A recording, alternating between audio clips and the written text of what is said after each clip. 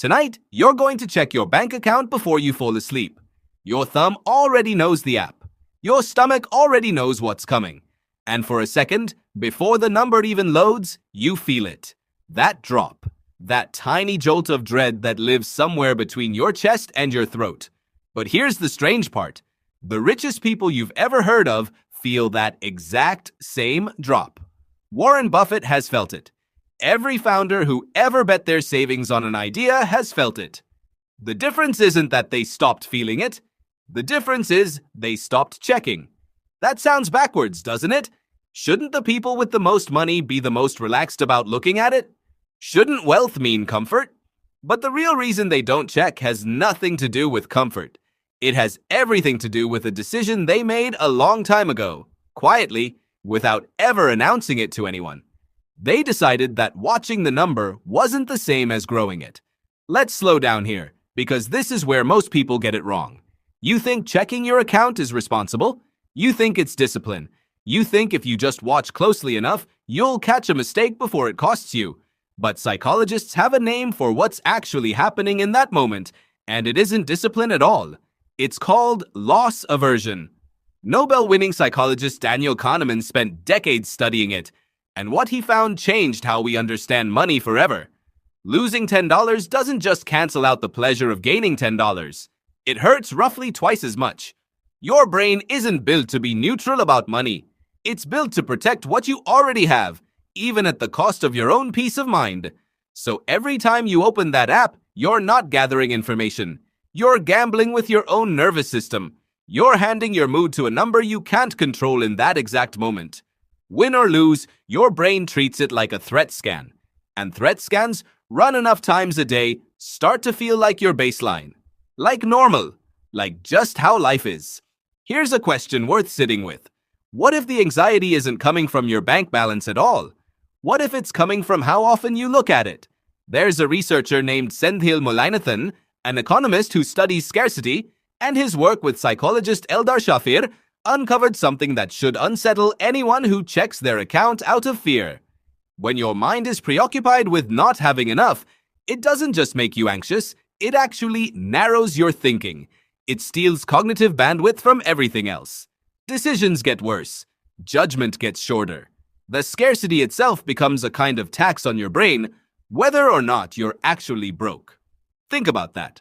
The habit you built to protect yourself from financial stress might be the exact thing manufacturing it. So what do wealthy people do instead?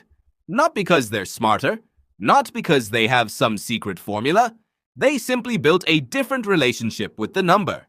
They stopped treating their balance as a mirror for their worth and started treating it as a byproduct of a system running in the background. This is the part nobody tells you. Rich people aren't rich because they watch money closely. They're rich because they built something that doesn't need constant watching. Picture two people.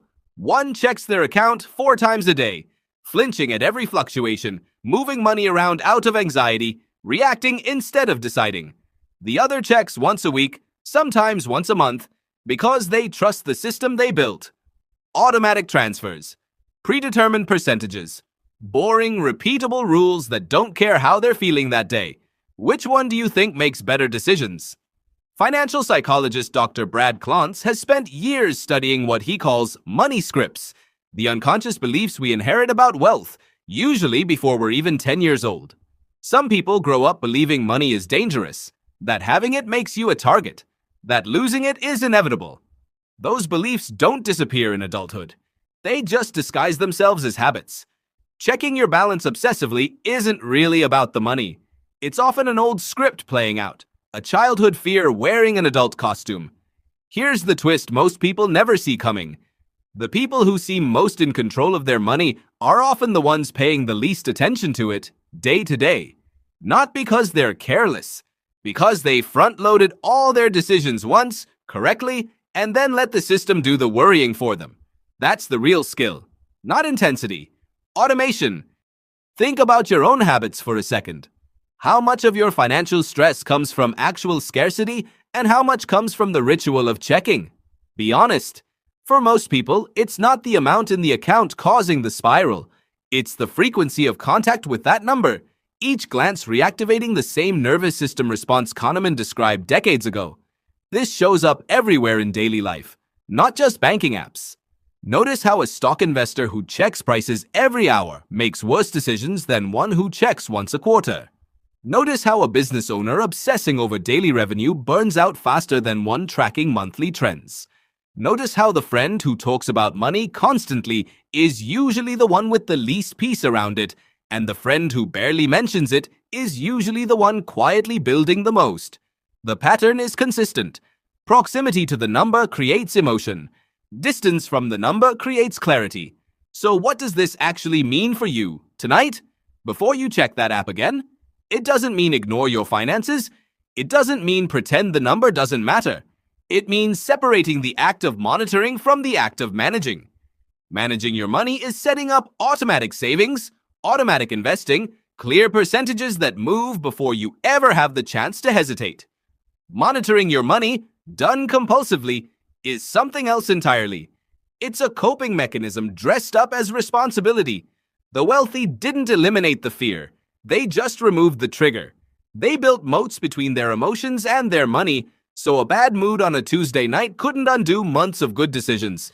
Here's a small, uncomfortable truth. If your system depends on you checking constantly to feel safe, it isn't actually a system. It's just anxiety with a spreadsheet. Real security doesn't come from watching the number. It comes from trusting the structure that generates it.